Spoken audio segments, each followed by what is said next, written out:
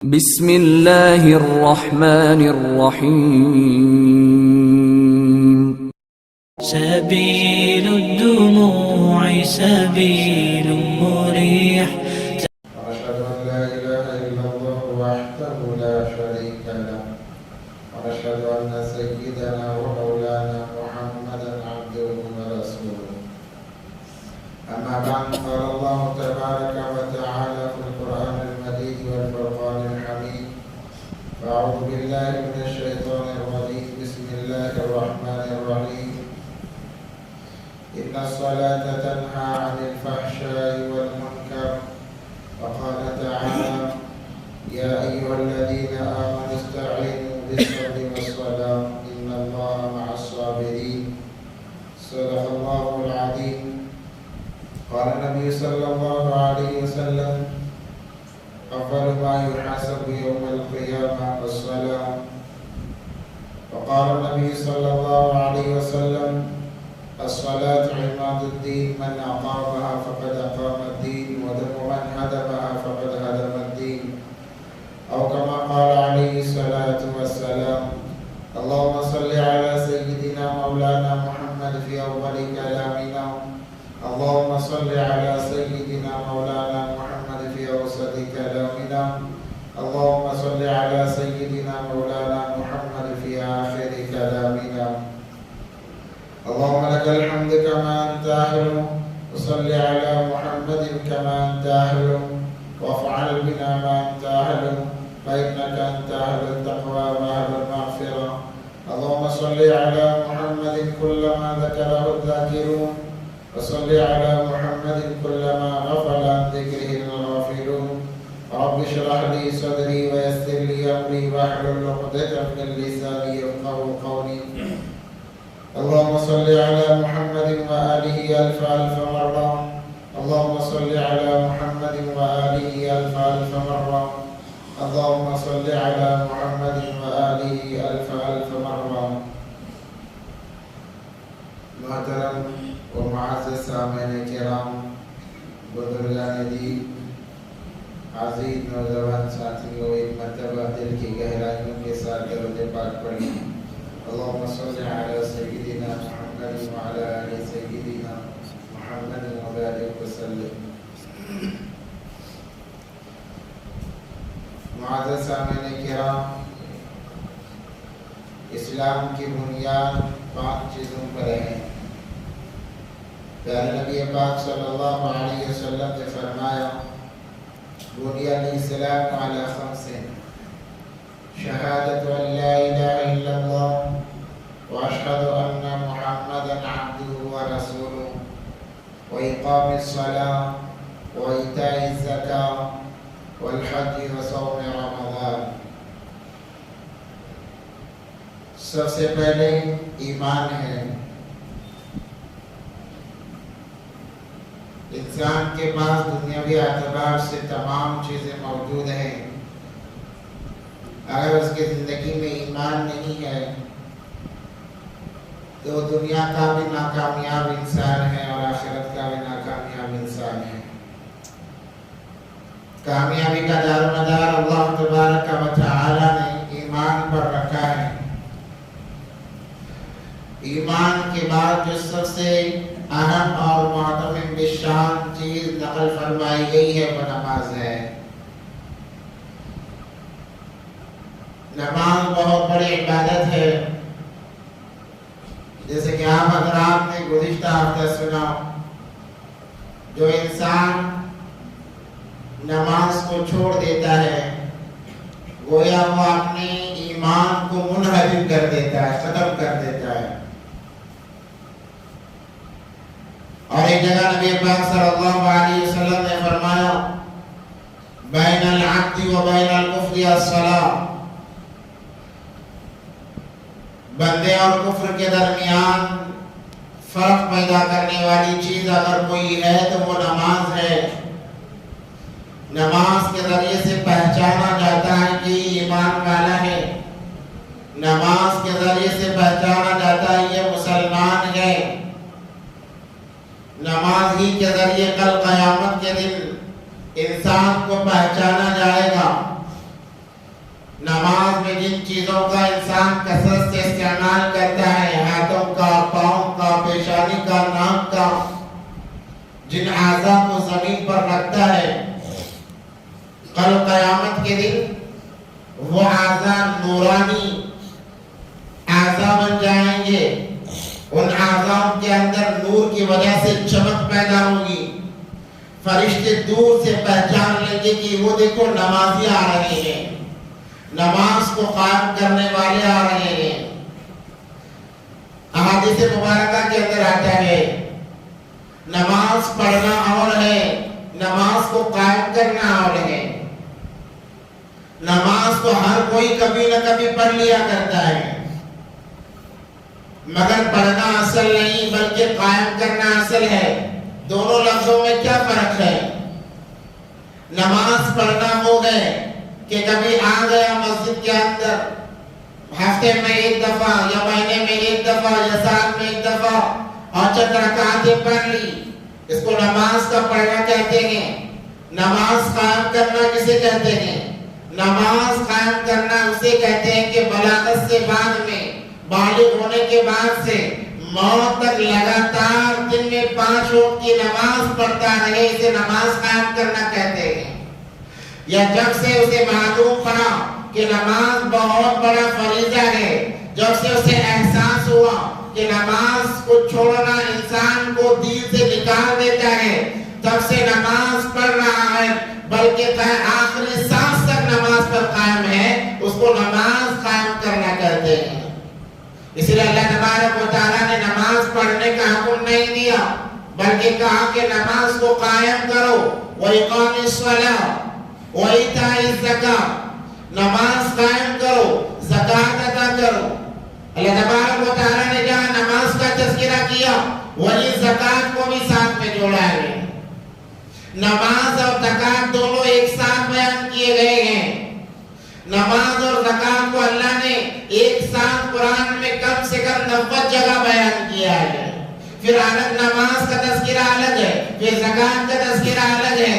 اس سے اندازہ ہوتا ہے کہ یہ دونوں چیزیں کتنی اہمیت کی حامل ہیں. آج اگر مسلمان دور ہے تو انہی دو چیزوں سے کثرت سے دور ہے.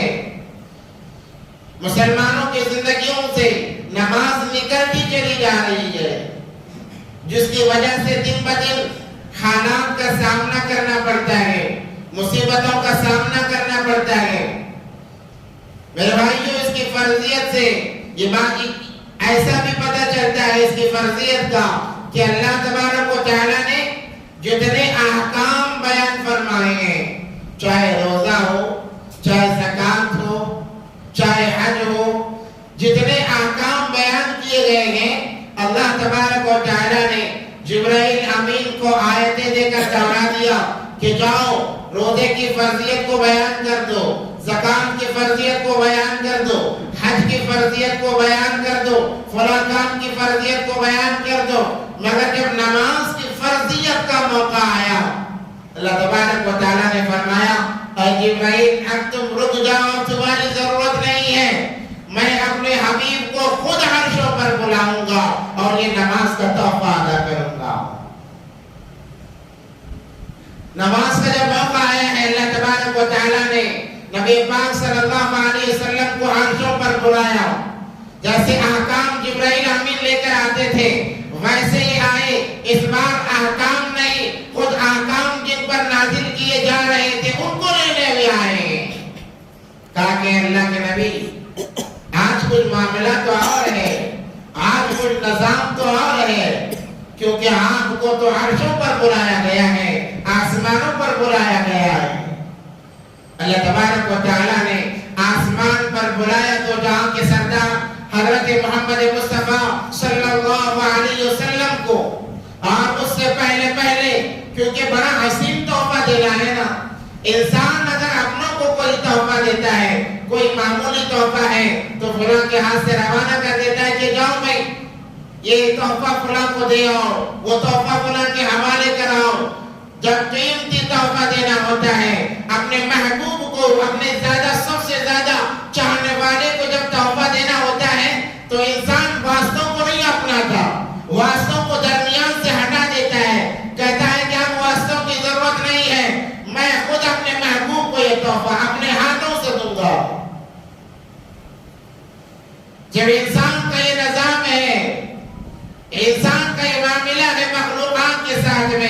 اللہ کا کیا معاملہ ہوگا؟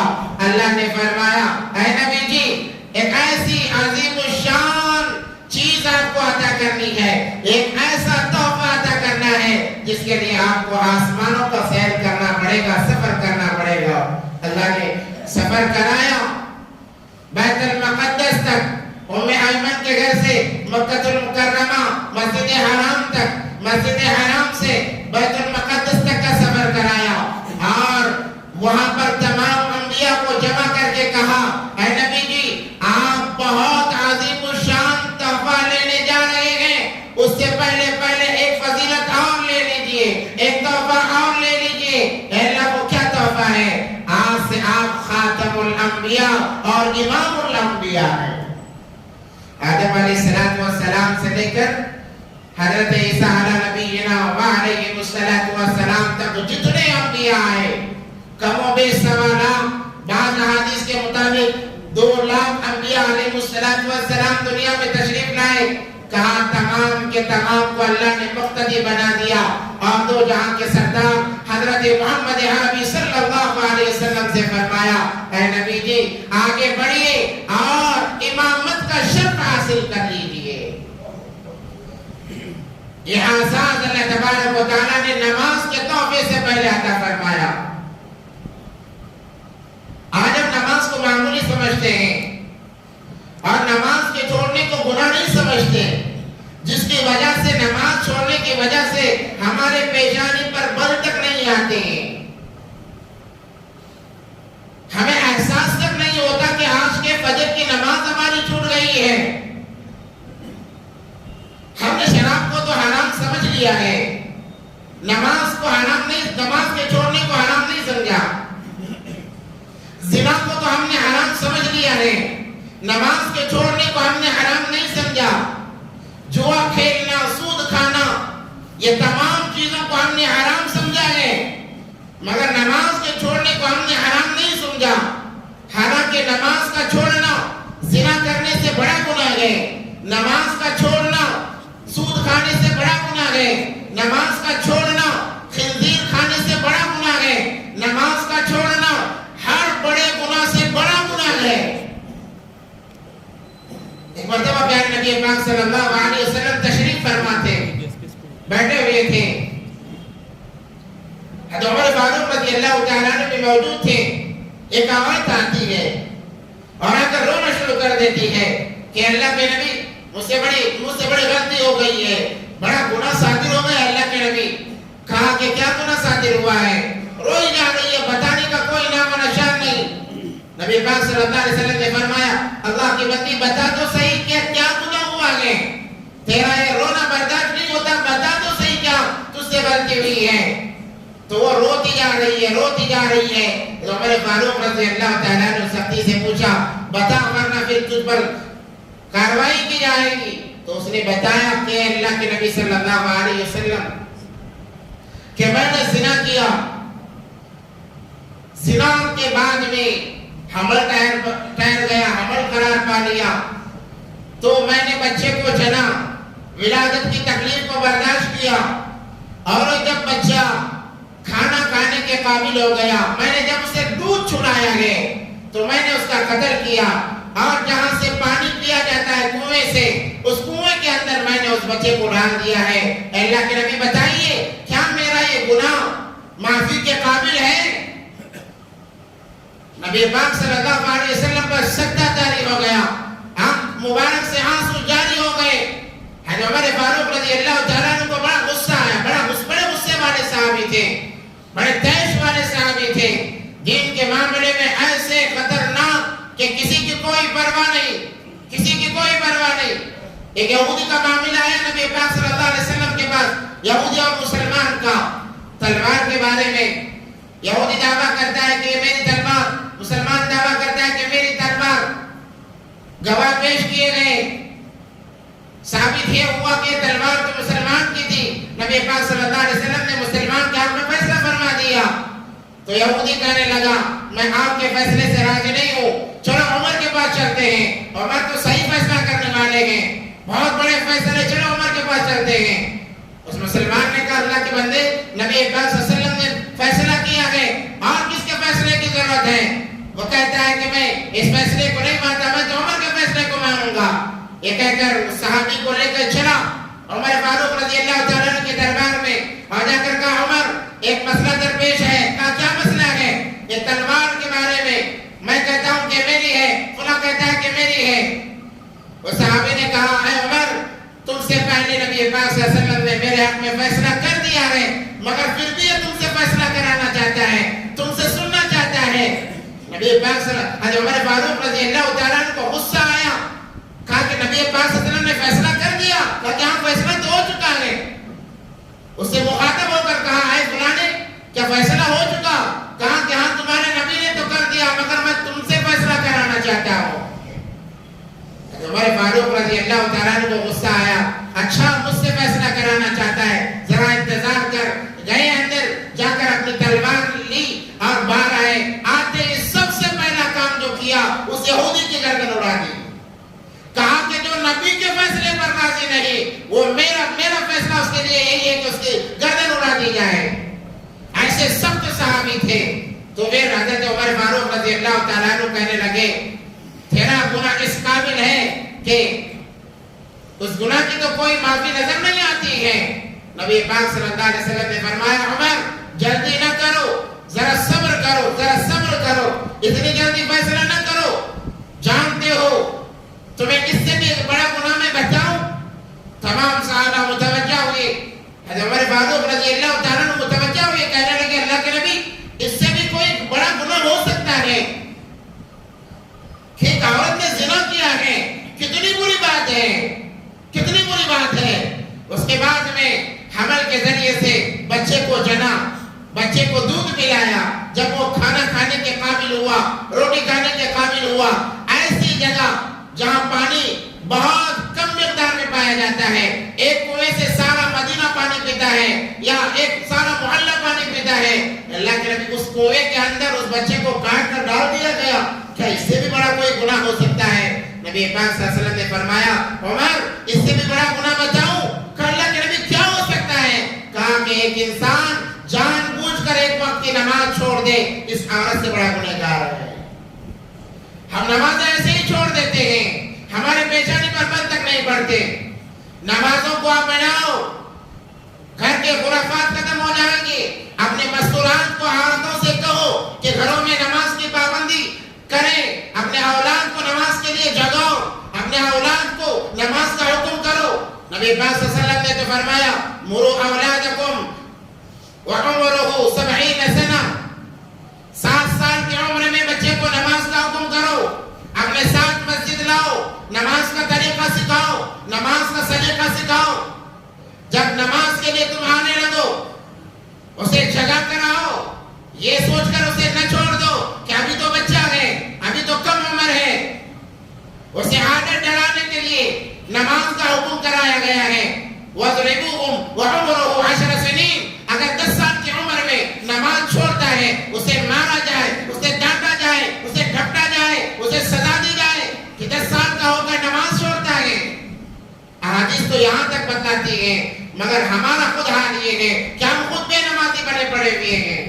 اب اندازہ لگائیں گھر میں برکتیں کہاں سے آئیں گی، راحتیں کہاں سے آئیں گی، چین و سکون کہاں سے آئے گا.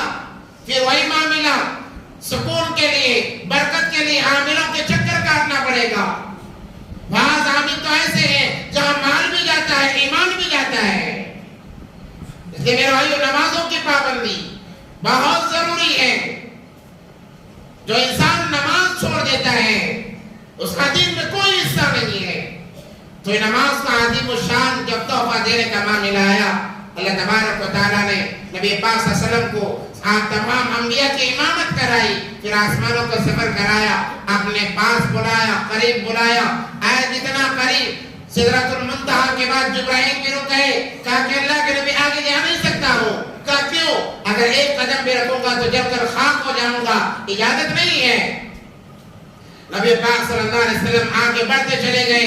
ثم دنا فتدلى فكان قاب قوسين او ادنى. بالکل قریب ہو گئے. وہاں پر راز و نیاز کی باتیں ہوئی. اللہ تبارک و تعالیٰ کے لیے نبی پاک صلی اللہ علیہ وسلم نے 3 تحفے عنایت فرمائے. التحیات الصالحین، پھر اس کے بعد میں 2 شہادتیں گئے. یہ تحفے یہ معراجی تحفے ہیں. نماز معراجی تحفہ ہے. نماز کے اندر التحیات معراجی تحفہ ہے. اس لیے فقہا فرماتے ہیں اس وقت تک نماز کو کامل نہیں مانا جائے گا جب تک انسان نماز کے ختم کے لیے تشہد کے مقدار میں بیٹھ جائے یا التحیات نہ پڑھ لے.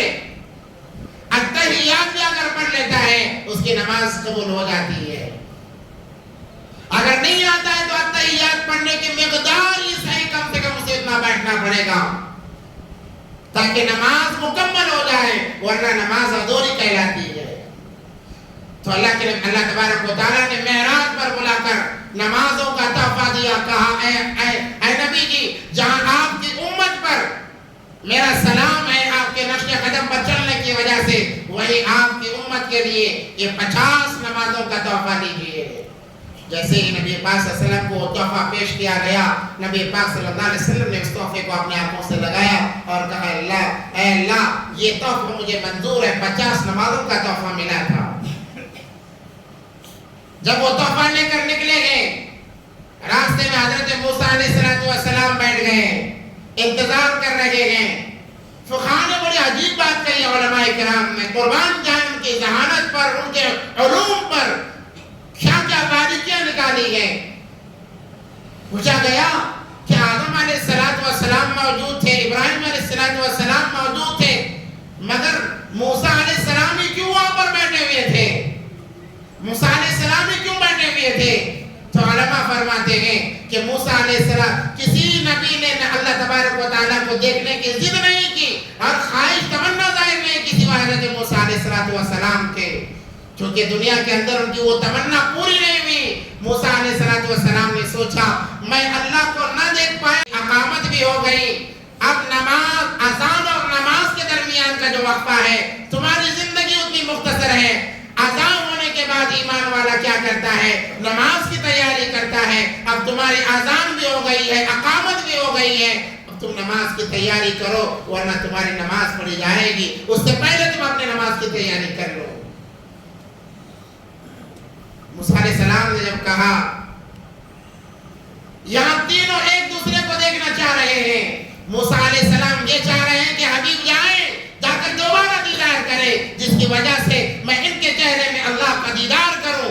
موسیٰ علیہ السلام کی یہ تمنا کہہ رہے ہیں کہ جائیے کم کرا کر لائیے. اللہ تبارک و تعالیٰ چاہ رہے ہیں میرا حبیب آئے میں حبیب کا دیدار کروں میرا حبیب میرا دیدار کرے. ہر بار 5 نمازیں کم ہو رہی ہیں. 9 دفعہ گئے ہیں نبی پاک صلی اللہ علیہ وسلم ہر دفعہ دیدار ہو رہا ہے. اے اللہ ذرا کم کرا لیجیے. اللہ نے کہا جاؤ کہ 5 کم کر دیتا ہوں. 5 کم ہو گئی. 5 جا رہے آ رہے ہر دفعہ حضرت موسیٰ علیہ السلام نبی پاک صلی اللہ علیہ وسلم کو دیکھ کر لطف اندوز ہو رہے ہیں. چلو میں نے ڈائریکٹ اللہ کا دیدار تو نہیں کیا مگر نبی پاک صلی اللہ علیہ وسلم کے ذریعے سے تو اللہ کا دیدار کر لیا. اسی لیے آپ کو ایک نکتے کی بات بتاتا ہوں. جب حاجی حج پر جاتے ہیں کہا جاتا ہے کہ وہ گھر میں داخل ہونے سے پہلے گھر کو آنے سے پہلے جاؤ ان کا دیدار کرو ان سے مصافحہ کرو. کیوں؟ اس لیے کہ وہ آخری دیدار اللہ کے گھر کا کر کے آ رہے ہیں. جب تم ان کا دیدار کرو گے تمہیں بھی اتنا ہی ثواب ملے گا جتنا اللہ کے گھر کو وہاں جا کر دیکھنے کا ثواب ملتا ہے. تمہیں بھی اتنا ثواب ملے گا. اس لیے کہا جاتا ہے کہ گھر میں آنے سے پہلے جا کر ملاقات کرو. تو قربان جائیں موسیٰ علیہ السلام کی محبت پر اور اللہ کی محبت پر نبی پاک صلی اللہ علیہ وسلم کے ساتھ میں کہ 9 دفعہ بلا کر 5 کم کی گئی. اس کے بعد میں موسیٰ علیہ السلام نے کہا آخری دفعہ اے نبی جی آپ کی بارے میں جائیے اور کچھ کم کرا کر لائیے. نبی پاک صلی اللہ علیہ وسلم نے فرمایا اے موسیٰ اب مجھے اللہ کے پاس جانے میں شرم آ رہی ہے. ہر بار کم ہوتے چلے گئے ہیں. کہیں ایسا نہ ہو کہ یہ بھی میرے ہاتھ سے نکل جائے یہ تحفہ بھی میرے ہاتھ سے نکل جائے. اب کی بار میں نہیں جاؤں گا. میں کوشش کروں گا کہ میری امت ان نمازوں کو قائم کرنے والی بن جائے ان نمازوں پر قائم رہنے والی بن جائے. میں کوشش کروں گا. یہ کہہ کر نبی پاک صلی اللہ علیہ وسلم جب آنے لگے آواز آئی اے محمد صلی اللہ علیہ وسلم ایک خوشخبری اور سن لیجئے. ایک خوشخبری اور سن لیجئے. کا کیا ہے؟ آپ کی امت جن کی 5 وقت کی نمازوں کی اگر پابندی کر لیتی ہے تو انہیں 50 وقت کی نمازوں کا ثواب ملے گا. 50 نمازوں کے ادا کرنے کا انہیں ثواب ملے گا. نمازیں 5 وقت کی ادا کی جا رہی ہیں مگر 50 نمازوں کا ثواب اللہ تبارک و تعالیٰ کی طرف سے دیا جا رہا ہے, عطا کیا جا رہا ہے. یہ تحفہ ہے اللہ تبارک و تعالیٰ کی طرف سے. مگر آج افسوس کی بات یہ ہے کہ یہ امت اس نمازوں سے دور ہوتی نظر آ رہی ہے. میرے بھائیو, نماز بہت عظیم و شان چیز ہے. اس لیے کہ بندہ نماز کی تکبیر باندھتا ہے, اللہ اکبر کہتا ہے, بندے اور اللہ کے درمیان کوئی حجاب نہیں, کوئی پردہ نہیں ہوتا. اللہ کہتے ہیں میرے بندے نے مجھے بلایا ہے, پکارا ہے. اللہ کہتے ہیں لبیک یا عبدی لبیک, اے میرے بندے میں حاضر ہوں. بندہ ایک دفعہ پکارتا ہے, اللہ تو 70 یا 70,000 مرتبہ جواب دینے والے ہیں. اب جب بندے کا توجہ بندے کی ہٹ جاتی ہے, وہ سر کھجانے میں, قمیض درست کرنے میں لگ جاتا ہے, جیسے جیسے حرکت کرتا ہے پردے گرنا شروع ہو جاتے ہیں. یہاں تک کہ علماء نے لکھا ہے نماز ختم ہوتی ہے, بندے اور اللہ کے درمیان 70,000 پردے حائل ہو چکے ہوئے ہوتے ہیں. یہ نمازوں کا حال ہے. میرے بھائیو, نمازوں کی پابندی کرو. نمازوں کے بغیر مسلمان کی زندگی ادھوری ہے. اور اسی کے ساتھ ساتھ زکوٰۃ بھی ہے, کیونکہ نماز کے ساتھ اللہ نے زکوٰۃ کا بھی حکم دیا ہے, بیان کیا ہے. زکوٰۃ کو بھی پابندی کے ساتھ میں ادا کیا کرو. اسلامی مہینوں کے اعتبار سے تاریخ کو دیکھو, زکوٰۃ صرف رمضان کے لیے نہیں ہے. جس وقت آپ صاحب نصاب بنے ہیں, اسلامی تاریخ لکھ کر رکھیں, دوبارہ وہ مہینہ آ رہا ہے, وہ سال آ رہا ہے, آپ کو زکوٰۃ ادا کرنی پڑے گی. فرض ہے. تاخیر کرنا ایسے ہی ہے جیسے نماز کے اندر تاخیر کرنا ہے. میں نے گزشتہ جمعے کہا تھا کہ نبی پاک صلی اللہ علیہ وسلم نے فرمایا کہ مجھے تمہاری دنیا میں 3 چیزیں محبوب کرائی گئی, پسند کرائی گئی. حبب الیکم الدنیا الثلاثہ, نبی پاک صلی اللہ علیہ وسلم نے فرمایا, اللہ تبارک و تعالیٰ نے فرمایا کہ اے میرے حبیب آپ 3 چیزوں سے محبت کیجئے. یا یوں کہا گیا کہ نبی پاک صلی اللہ علیہ وسلم کے دل کے اندر 3 چیزوں کی محبت کو ڈال دیا گیا. سب سے پہلے نبی پاک صلی اللہ علیہ وسلم نے فرمایا الطیب والنساء الصلاۃ قرۃ عینی. 3 چیزوں کو بیان کیا نبی پاک صلی اللہ علیہ وسلم نے. ادھر خوشبو, یہ نبی پاک صلی اللہ علیہ وسلم کو بہت زیادہ محبوب. نبی پاک صلی اللہ علیہ وسلم کا سارا بدن ہی خوشبو سے معطر, خوشبو سے لگا ہوا, پسینہ مبارک. ام سلیم رضی اللہ تعالیٰ عنہا جب نبی پاک صلی اللہ علیہ وسلم آرام فرما رہے تھے, محرمات میں سے تھی, دیکھا کہ پسینہ آ رہا ہے. دو جہاں کے سردار کو ایک کانچ کی شیشی لی اور پسینے کو جمع کر رہی ہیں. نبی پاک صلی اللہ علیہ وسلم جاگے, کہا ام سلیم کیا کر رہی ہے؟ کہنے لگی اے اللہ کے نبی آپ کے بدن مبارک سے جو پسینہ آ رہا ہے اس کو جمع کر رہی ہوں. کہا کیوں؟ اس کو میں خوشبو کے طور پر استعمال کروں گی. اور نبی پاک صلی اللہ علیہ وسلم کو خوشبو بہت زیادہ پسند تھی.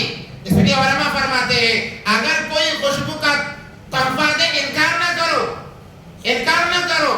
اگر تمہیں وہ خوشبو پسند نہ بھی ہو تب بھی لے لو. بعد میں کسی کو ہدیہ کر دینا, ہبہ کر دینا, مگر انکار نہ کرنا کہ یہ نبی پاک صلی اللہ علیہ وسلم کی پسندیدہ چیزیں ہیں. حضرت رضی اللہ تعالیٰ عنہ فرماتے ہیں مجھے کھانے میں کدو بالکل پسند نہیں تھا, مگر میں نے ایک دفعہ دیکھا کہ نبی پاک صلی اللہ علیہ وسلم سالن سے کدو تلاش کر کے کھا رہے ہیں. پوچھا اللہ کے نبی کیا معاملہ ہے؟ کہا کہ مجھے کدو پسند ہے. تب سے حضرت رضی اللہ تعالیٰ کہتے ہیں مجھے پسند تو نہیں تھا, نبی کی پسند کو میں نے اپنی پسند بنانے کے لیے کدو کو محبوب کر لیا. اور جو انسان نبی کی پسند کو اپنی پسند بنا لیتا ہے, کیونکہ نبی پاک صلی اللہ علیہ وسلم اللہ تبارک و تعالیٰ کی پسند بہت زیادہ محبوب ہے, اللہ کے بہت زیادہ قریب ہیں. اللہ ہر اس انسان کو اپنا محبوب بنا لیتے ہیں, اپنا پسندیدہ انسان بنا لیتے ہیں جو انسان نبی پاک صلی اللہ علیہ وسلم کی پسند کو اپنی پسند بنا لیتا ہے. نبی پاک صلی اللہ علیہ وسلم نے کیا فرمایا؟ الصلاۃ قرۃ عینی, کہ نماز میری آنکھوں کی ٹھنڈک ہے. نماز میرے آنکھوں کی ٹھنڈک ہے. جو انسان نبی پاک صلی اللہ علیہ وسلم کی محبوب چیز کو پسند کرتے ہوئے اور نبی پاک صلی اللہ علیہ وسلم کے دل کو تسلی پہنچاتے ہوئے اور اپنے فریضے کو ادا کرنے کے لیے سے نماز پڑھتا ہے, نماز کے لیے کھڑا ہوتا ہے, اللہ کے نزدیک اس کا مقام سب سے اعلیٰ اور افضل بن جاتا ہے. اور دوسری چیز فرمایا النساء، عورتوں کی محبت میرے اندر ڈال دی گئی، اس لیے نبی پاک صلی اللہ علیہ وسلم نے عورتوں کے مقام کو بیان کیا، اتنا مقام کو بیان کیا گیا کہ عورت ماں بنتی ہے تو اس کے قدموں تلے جنت آ جاتی ہے۔ اور اگر کوئی بھائی اپنے بہن کے نکاح کا انتظام کرتا ہے، اس کی پرورش کر کے نکاح کر کے دیتا ہے، وجب الجنہ، اس پر جنت واجب ہو جاتی ہے۔ الطیب والنساء الصلاۃ قرۃ عین، یہ تین چیزیں نبی پاک صلی اللہ علیہ وسلم کو پسند کرائی گئی اللہ کی طرف سے۔ جب نبی پاک صلی اللہ علیہ وسلم نے ان تین چیزوں کو بیان کیا تو پھر دوست خاموش کیسے رہ سکتے تھے؟